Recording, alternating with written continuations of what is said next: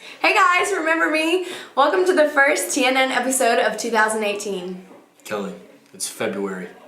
Yeah, I know, it's been a while.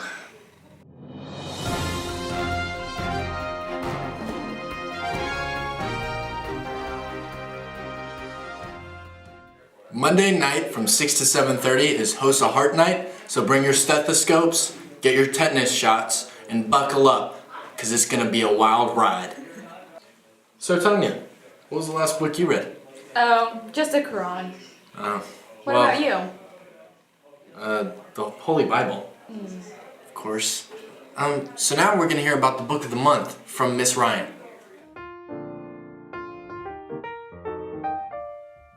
Hello, I'm Miss Ryan. I teach English 2 here at Collins, and I am here to recommend a book.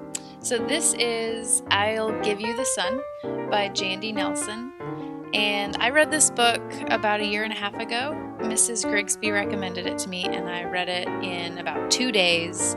And then I really wanted to talk about it, so we talked about it a little bit, and then I really wanted to buy a copy because it really stuck with me. And now I have it in my classroom library for my students to read. So I'm going to read the back of the book so you know a little bit about what the book is about. At first, Jude and her twin brother are Noah and Jude, inseparable. Noah draws constantly and is falling in love with the charismatic boy next door, while daredevil Jude cliff dives and does all of the talking for both of them. Years later, they are barely speaking. Something has happened to change the twins in different yet equally devastating ways. But then Jude meets an intriguing, irresistible boy and a mysterious new mentor. The early years are Noah's to tell, the later years are Jude's, but they each have only half the story, and if they can find their way back to one another, they'll have a chance to remake their world. So what I love about this book is that you get the perspective of both Noah and Jude, and they have very different personalities, and you also learn about what has happened to them early in their lives and then later when they're teenagers. So you just learn a lot about both of them, getting to see into both of their heads.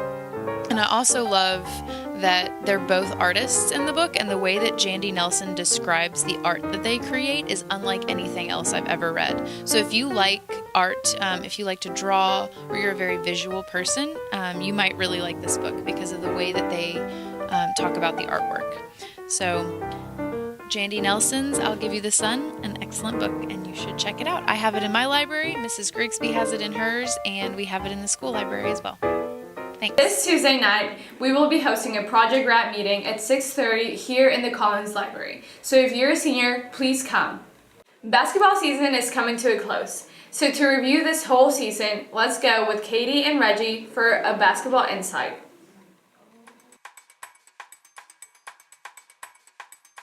Hi, so I'm here with Olivia, and she's on the varsity basketball team, so we're just going to be asking her a few questions. So, what has your favorite game been so far? My favorite game so far has been when we played Paul Lawrence Dunbar in a tournament, and they were a really good team, so we beat them, and it was a really good win for the team. What are you looking forward to? This year I'm looking forward to districts, because last year we lost to Spencer County in districts, and we just really want to get some revenge and beat them this year. And lastly, any personal achievements? Personal achievement is the second game this season. I scored 1,000 points as a sophomore. Alright, so I'm with Davion. He's on the varsity basketball team. So what's your favorite thing about basketball? Playing with my team and making sure that we have fun at all times. Alright, and what are you looking forward to this season? Lead my team back to state and winning regions. And then how's the season going so far this year? So far it's good. We went on I think an 8-0 winning streak, so far so good. Hi, so I'm here with Mr. Pigman, and he's the girls' basketball coach. So, how would you say the season's going right now? It's going pretty good. Record-wise, we'd like to be a little bit better, but we've dealt with a lot of injuries this season, and been dealing with a lot of adversity, going through things. It started in June for us with our first injury, and we've had several kids go through surgeries this year, and we've had a couple dealing with sprained ankles and different issues like that. But we've grown all year long. We've been competitive. We play a very tough schedule, and we're hopefully coming together at the right time as we're getting close to the end of the year. And lastly, what is your favorite thing about basketball? Just the competitiveness. I love working with our coaching staff and with our kids and watching them grow and understand what the whole team family thing is all about and seeing them overcome adversity and persevere, be resilient, and to accomplish goals together.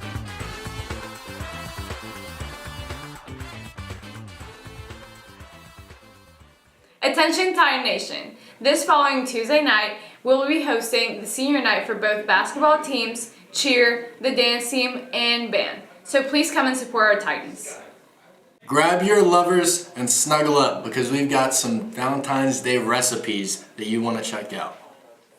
I'm Bianca, and today we're doing some chocolate-covered Oreo Pops for a Valentine dessert. Here we have some red velvet Oreos that we're going to dip, the white and pink chocolate that we're going to melt, the sprinkles to decorate with, and the sticks to grab it. You're going to grab an Oreo, you're going to gently open the top, and with the stick, you're going to drill in the filling until you get towards the middle. Then after, you can take all the filling out and place the top of the Oreo back on. And at first, you're going to have a lot of mistakes, but that's okay. You still have a lot more to go.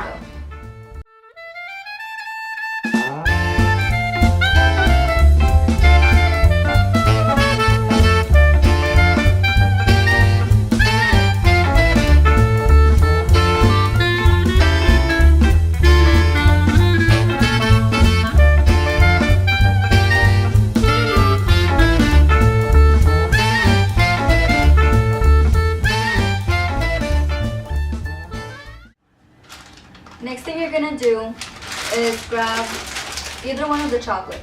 You can either mix them together or use one at a time. For now, we're gonna use this one. So pour it in a bowl and then stick it in the microwave for about 30 to 45 seconds.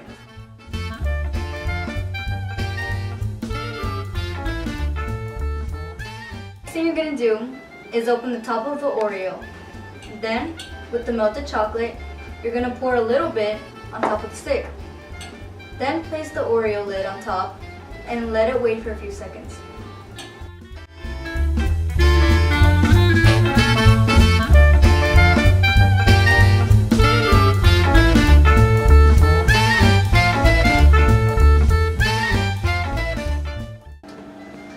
After your chocolate has dried inside, now you can dip your Oreo in the pink chocolate, and to top it off you can use sprinkles.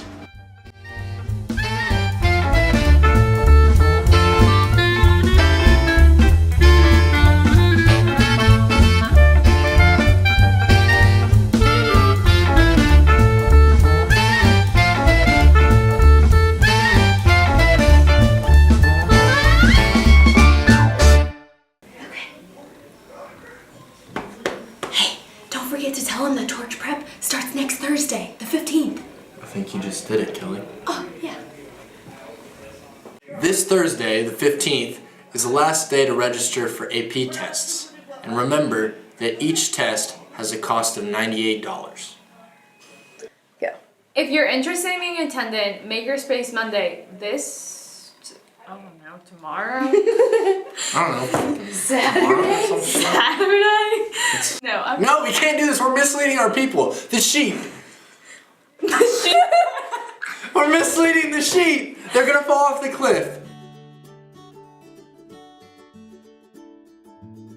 Hey guys, so today we're going to go to our school librarian and see what we're going to be doing on Makerspace Monday. Hi everyone, I'm Ryan Anderson and I'm here with our librarian, Mrs. Jones. What can you tell us about Makerspace? Makerspace Monday is a program that we started last year where we just allow time for students to come in during their lunch and make things. So this year we have we did a Makerspace Monday where we had the button maker out, and then we also did candy crafts for Halloween. And then coming up on Monday, February 12th, we have a Makerspace Monday where students can come in during their lunch period and make Valentine's cards and crafts. How can students sign up for Makerspace? We have a sign-up sheet in the library, so they can come and do that, and they'll need to bring their lunch that day, come down during their lunch period, and then we will supply desserts. Are there going to be any other Makerspace soon? Yes, there will be another Makerspace Monday, probably in March. Haven't quite decided, and I think we're going to get the button maker out again because that was such a popular one and everyone had fun. So I think we're going to do the button maker again for the last Makerspace Monday. And we're also going to do one more lunch in the library this school year too. So we'll be advertising that starting next week. Thank you very much. So that's it for our TNN segment. We'll see you guys next time. This Friday, Ms. Gorman will be hosting FAFSA Friday at the presentation room from 10 to 12. If you're interested in getting help, please go to Ms. Purdham's for signups. National Handwriting Day was a couple of days ago, and Mr. C took his class to Simpsonville Elementary. Graham and Thomas tagged along with them to record it, so let's take a look. How do you think that the trip went to Simpsonville Elementary? I think the trip was, my high school kids, they weren't sure like how it was going to go. They thought, well, it'll be just like, I have brothers and sisters, it'll be like that, it'll be whatever. And then when we got to the Simpsonville, we set everything else up. Then we, had them space out across the cafeteria, and then I kind of talked about, here's what's going to happen, here's what you're going to do, here's the process. And then as the kids came in and they filtered through, you could see that my high school kids, they were like, they had that instant look on their face like they expected something cool like that to happen, but they didn't realize it was going to be like that cool, And then the elementary kids walking around and talking to the elementary kids, they were like, they didn't think handwriting could be that interesting. How long have you been teaching high school students about calligraphy? I've been teaching calligraphy ever since I started teaching 7 years ago. And my old school was K through 12. So I taught elementary, middle, and high school in all one day in the same building. So when we got to Simpsonville, it all just kind of like flashed back like I'm back in elementary school. Do you think the other art teachers are going to continue doing stuff like this for the students? I hope so. If not, I know the kids, they had asked me, they had said, Mr. C, where can we get this? Can we take this with us? No, you can't take that with you, but you can buy the stuff at Michael's and Hobby Lobby, and it's not that expensive. So I know the kids, they want to continue at home, even if they don't continue it at school. I will check back with their 4th grade teacher and ask, say, hey, is your art teacher touching on this or touching on that? If not, then what's their email, and I'll just email them. Thank you for your Cool. Do you plan on doing another field trip next year for National Handwriting Day? I plan on doing National Handwriting every year, but we'll probably alternate it between the schools throughout the district. What I would love to do, and this might be a little bit more of a logistical nightmare, is to take like 3 or 4 or 5 different elementary schools, bring them here, assemble them in our cafeteria or in our gym, and have students run each section within the building so that we have like hundreds and hundreds of elementary kids experiencing National Handwriting Day and loving handwriting.